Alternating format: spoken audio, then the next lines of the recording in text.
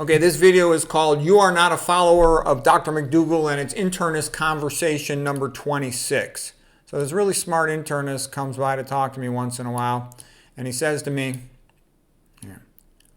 he says, you should not say you are the best doctor in the world. That's going to rub some people the wrong way. It makes some of these other doctors not like you. And I said, well, I am the best doctor in the world. No matter what I do, people aren't going to like me. I pretty much represent everything the modern world is against. Christianity, heterosexual marriage, Western civilization, the low-fat vegan diet, meritocracy, and all that other stuff. And he says, look, I know you're the best, but when you say that, other doctors get offended and they don't like you. And me, you think I care what they say? I've rewritten their textbooks. They totally ostracize me. They badmouth me. They don't let me, they never invite me to speak, and they told me they're never going to invite me to speak. The difference between the average IQ of a doctor and a mental retard is about the same as the difference between the IQ of me and them. He says, you should be more humble. You shouldn't talk like that. Christ told people to be humble. And I said, every day I get insulted and trolled, shadow banned and censored. I have to be confident and determined like I am, or I wouldn't be able to do this. I've been writing a book every two or 3 months right now for a long time now, making all these videos. What more could I do? I'm trying to prove I'm right. It gives me energy. Lots of doctors are more famous than me, but when you watch their videos, you see them promoting olive oil, omega-3, nuts, seeds, coffee, tea, MSG, chocolate, their own personal line of supplements and other nonsense. And that gives me confidence because I'm not playing any of those games. He says, and there's something else I need to tell you that you're not going to like. Me, what? He says, you are not really a follower of Dr. Mcdougall. I said, oh, BS. What are you talking about? He says, yes, you believe in the Mcdougall starch diet, the vegan diet, but overall, you're more like Lorraine Day. And I'm like her? He says, oh, no, he says, like her? You're always talking about religion and water and stress management and avoiding caffeine and stuff like that. And by the way, the art, philosophy, religion stuff on your channel is great. I love all the paintings. There's nothing else like it on the internet. Me, look, I know very well. I've read all of Dr. Day's books. She's a genius, and I did learn a lot from her. But I think food is the most important thing for health, and Dr. Mcdougall is the one who figured out the starch diet. That's the most important thing you can know about health. Dr. Day was about 10 years older than Dr. Mcdougall. They both died last year. Religion is super important, and all that other stuff's really important too. Managing your stress, getting right with God, And I said, but there's a lot of other things that contribute to optimizing health, and I'm trying to optimize health. I think Mcdougall was just trying to get all these middle-aged and older people to a good level of health, but he wasn't pushing them that hard with all this other stuff.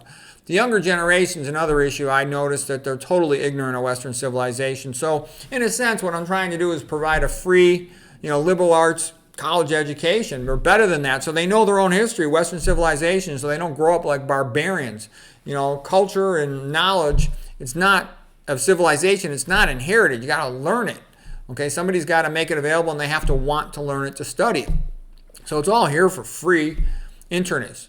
Do you have a copy of the Interlinear Bible? Have you been reading the Bible? Look, people are never going to agree on the details of the Bible. I've read thousands and thousands of pages of Bible commentary, Bible in a bunch of different versions, and I don't really think you're going to get anywhere with that. I think basically what matters is the message of Christ, okay? Be nice to each other, love thy neighbor, help each other, forgive each other, try to get along, is the only thing that's going to make different groups of people get along. Otherwise, every culture always says, our culture is the best, everyone else sucks, and if we get a chance, we should kick their ass, okay? And so, that's why it has to be Christianity, which says, God is the Father, we're all brothers in Christ, and we should all be nice to each other. So that's the only thing that's going to bring peace on this earth. And by the way, as far as all this stuff about Mcdougall versus Lorraine Day and who do I really follow, I follow a lot of the teaching of both of them about nutrition and health. And let me show you a drawing how I see sort of the Spartan vegan diet and way of health, Roger's approach to health, so to speak. It's like this.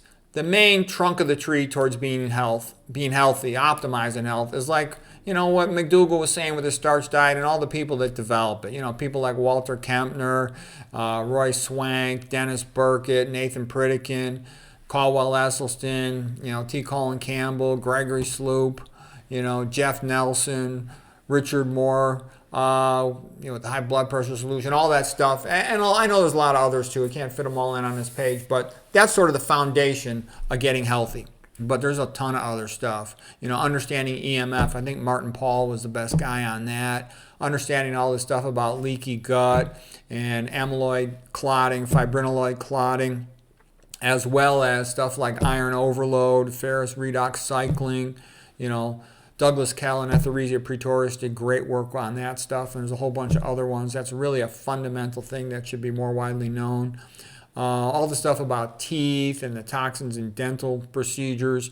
Murphy, his book on fluoride was magnificent, and I learned a lot about other water toxins, and how to filter water. All that is very important information, and I know the other ones don't talk about that too much. Lorraine Day does a great job of emphasizing hydration, and she maybe overemphasizes it, but she's really good on that. She's good on a lot of other things about managing stress, being religious, how Christianity makes everything better for everybody. Reading the Bible, and I know Harold Koenig wrote all these research papers. I read his book on all that stuff too, and it kind of comes out also the ideas of C.S. Lewis, Mere Christianity. The basic stuff to agree on is the message of Christ. That's what gets everybody to be nice. So yeah, I learned a ton from Lorraine Day, and yeah, she's right a lot about the idea that Christian ethics is the only thing that's going to make the world a better place. Otherwise, it's just going to be authoritarian. But there's a lot of other stuff. Okay, what else? All this stuff about endocrine disrupting chemicals. The best guy in that is Dr. Anthony J. He's got a YouTube channel, just Dr. Anthony J. And again, I don't like these microplastics. I don't think it's a good idea to be drinking bottled water. Just store your water in glass and filter it with reverse osmosis, for example. A lot of stuff on toxicology I found very helpful to health. Stephanie Seneff wrote a magnificent book, Toxic Legacy, about glyphosate, the stuff sprayed on non-organic soy and 70 other plant crops. There's other great books like Food Forensics by Health Ranger Mike Adams about all the toxins in food. Lead Safe Mom has done a lot of good work on toxins in food. Caffeine is a joke. It's a toxic substance. It just mimics your stress response. If you're trying to control your stress, why would you add to it with caffeine? And the importance of getting one's sleep, and all this stuff about light. It's kind of a new topic.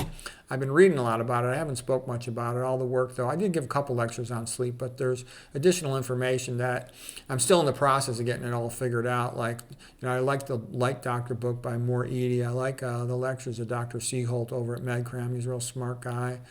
G. Pollock's work on water is fantastic. So there's a lot of stuff. That's stuff down the pike I'm working on, but I want to solidify my understanding of it.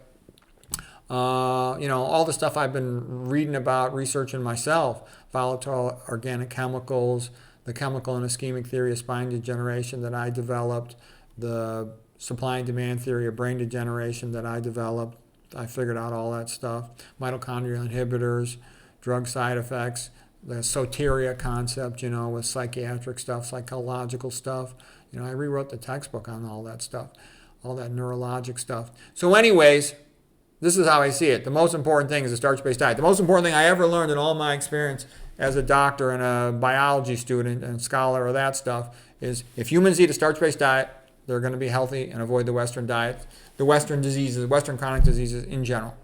Okay, and all this other stuff is real important in supporting. This stuff is the most important for civilization. We're either going to have a return to Christian ethics or we're going to go into authoritarian control. That's where we're headed right now, and I hope freedom, the light of freedom, will still shine on the earth. I'll do my part, the best I can to educate people about it. But anyways, this is what I mean by the Spartan vegan diet, it's called, but it's really sort of that. And how do you get as healthy as you can? I want to be as healthy as I can for as long as I can, Like I said, I'm not scared of these diseases. I'm just scared that, I'll piss off one of these powerful people and one of these days I'll, end up...